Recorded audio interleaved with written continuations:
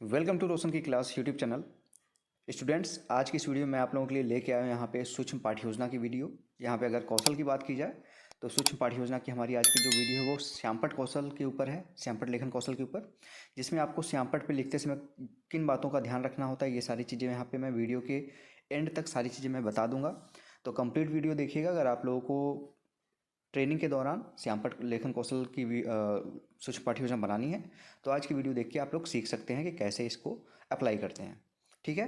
और आप लोगों की जानकारी के लिए यहाँ पे एक और इन्फॉर्मेशन है कि आप लोगों की बीएड की क्लासेस, चारों सेमेस्टर की क्लासेस स्टार्ट कर दी गई हैं। आप लोगों को अभी मैं मोस्ट इंपॉर्टेंट क्वेश्चंस की सीरीज चला रहा हूँ, जिसमें आप लोगों को बीएड फर्स्ट सेमेस्टर और थर्ड सेमेस्टर की मोस्ट इंपॉर्टेंट जो पेपर्स में आ सकते हैं क्वेश्चन वो मैं करा चुका हूँ। और second semester, third semester, second semester और फोर्थ सेमेस्टर की वीडियो भी आपको जल्दी मिल जाएगा और क्लासेस भी आपको टॉपिक वाइज क्लासेस जल्दी ही स्टार्ट कर दी जाएंगी। ठीक है, जिसके लिए आप जुड़ सकते हैं रोशन की क्लास यूट्यूब चैनल से, बिल्कुल फ्री है। नीचे वीडियो के सब्सक्राइब बटन उस पर क्लिक करके सब्सक्राइब कर लीजिए, साथ ही साथ बेल आइकन जरूर दबा के रखिए, जिससे मैं आप लोगों के लिए कोई भी यहाँ पे वीडियो बनाता हूँ वो सारी वीडियो बिल्कुल फ्री में होती हैं, उसके बारे में आपको बिल्कुल फ्री में पता चलता रहे। ठीक है दोस्तों, चलिए स्टार्ट करते हैं आज की वीडियो। आप लोगों को जो इन्फॉर्मेशन देनी थी वो आपको मिल चुकी है। यहाँ पे देखिए, सबसे पहले पाठ का स्वरूप देखे लिखा गया है। पाठ का स्वरूप यहाँ पे फिल इन द ब्लैंक्स करना है। यहाँ पे क्या होता है, पाठ का स्वरूप दो तरह का होता है। एक पढ़ाया जाता है, आप लोगों को शिक्षण किया जाता है, एक बार फिर से उसको रीटीच किया जाता है, पुनः शिक्षण किया जाता है। आप सभी को पता है, आपके कॉलेज वाले बताए होंगे कि आप एक बार सूक्ष्म पाठ्य योजना जो बनाएंगे जैसे श्यामपट्ट लेखन कौशल पे एक बार करेंगे, उसमें जो कमियां होंगी उसको दूर करके दूसरी बार रीटीच किया जाता है, पुनः शिक्षण किया जाता है। कौशल का नाम है श्यामपट्ट लेखन। ठीक है, कक्षा सातवीं है। उपसर्ग है तो कक्षा सातवीं और आठवीं दोनों में पढ़ा सकते हैं। ऐसा नहीं है कि बस सातवीं में ही उपसर्ग पढ़ा सकते हैं, क्लास एट्थ में भी आप उपसर्ग पढ़ा सकते हैं। और कालांश यहाँ पे देखिए लिखा गया है पांचवा।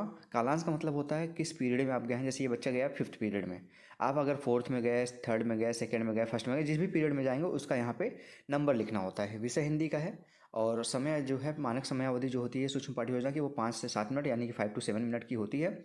जो मानक होती है वो 7 मिनट की होती है, कहीं कहीं पे उसको 8 से 10 मिनट भी दिया जाता है। ठीक है, अब यहाँ पे देखिए, आपको सबसे पहले 3 कॉलम यहाँ पे बनाना है। 3 कॉलम में सबसे इंपॉर्टेंट जो है, जैसे क्रम संख्या हो गया, छात्राध्यापक या फिर छात्राध्यापिका कथन, छात्र छात्रा क्रियाएं। तो छात्राध्यापक और छात्राध्यापिका कथन में दोनों चीज़ें लिखने की जरूरत नहीं होती हैं।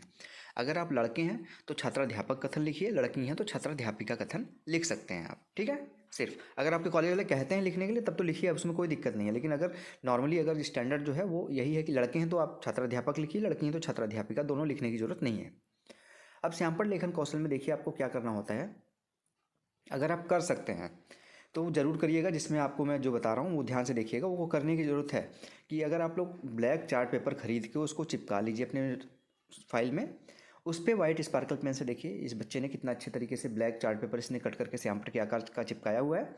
और जिस तरीके से श्यामपट्ट ब्लैक बोर्ड पर आप वाइट चौक से लिखते हैं उसी तरीके से वाइट स्पार्कल पेन आती है, 10-15 रुपये की मिलेगी, उसको लेके लिखेंगे तो थोड़ा सा आपको वहाँ पे अच्छा इफेक्ट पड़ेगा कि हाँ, आपकी फाइल जो चेक करेगा उसको अच्छा इफेक्ट, उसको अच्छा लगेगा।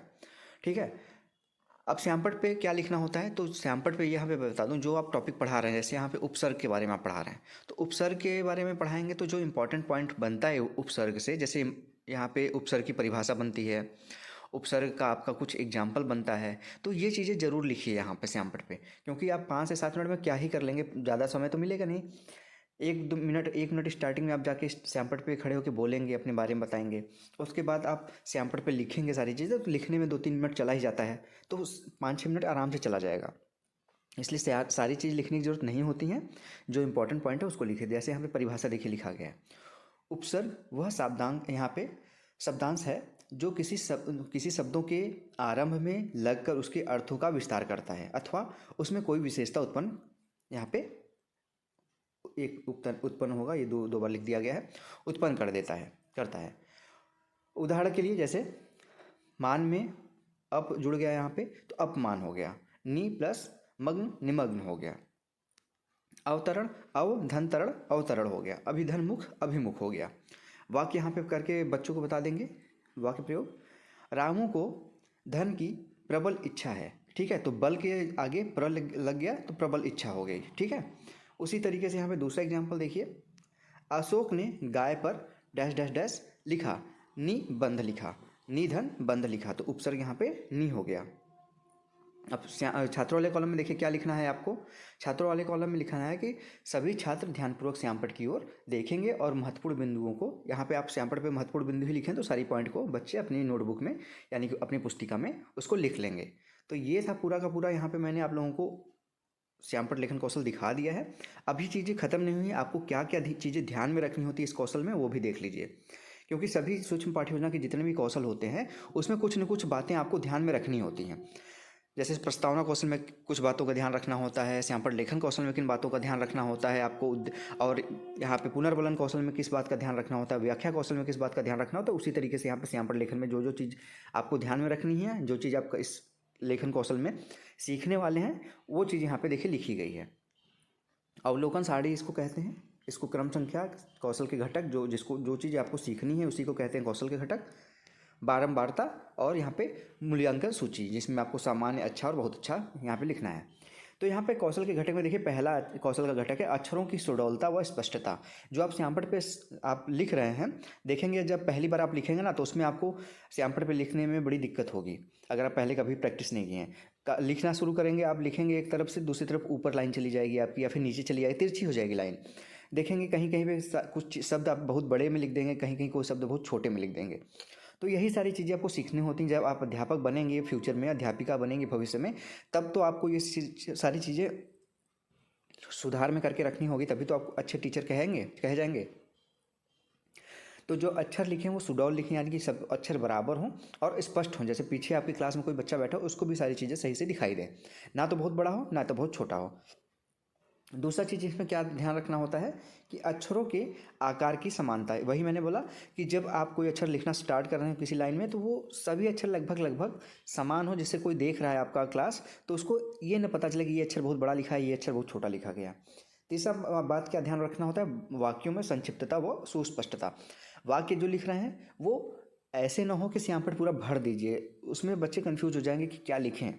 ज़्यादातर चीज़ें आप उनको पढ़ा ही देंगे तो जो इंपॉर्टेंट पॉइंट आपने पढ़ा है वो श्यामपट्ट पे आप लिखिए। सारी चीज़ें लिखने की ज़रूरत नहीं होती हैं, जो संक्षिप्त हो और बच्चों के लिए स्पष्ट हो।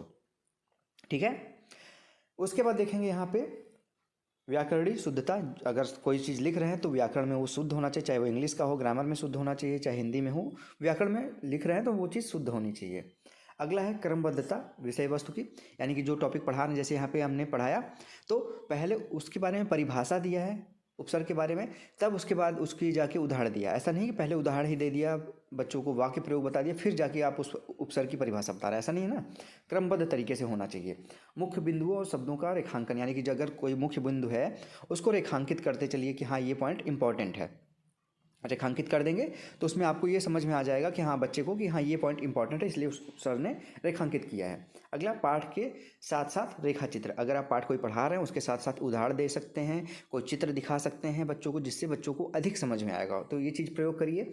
चित्रों का विकास कि किस तरीके से बच्चों को चित्र कोई बना के दिखा रहा है तो कैसे वो चित्र बना है वो सारी चीज़ें बच्चों को बताइए। रंगीन चौक का प्रयोग, अगर आप कोई चित्र बना रहे हैं, ध्यान कोई चीज़ लिख रहे हैं तब तो ठीक है, लेकिन अगर रंगीन कोई चीज़ चित्र बना रहा है तो उसमें रंगीन चौक आते हैं, जैसे आपके कॉलेज में होगा भी, नहीं है तो आप लेके जाइएगा, दुकान में मिल जाएगा आपके स्टेशनरी शॉप पे, 2-3 कलर के चौक ले जाइए अगर आपको चित्र बनाना है तो थोड़ा सा अच्छा इफेक्ट पड़ेगा।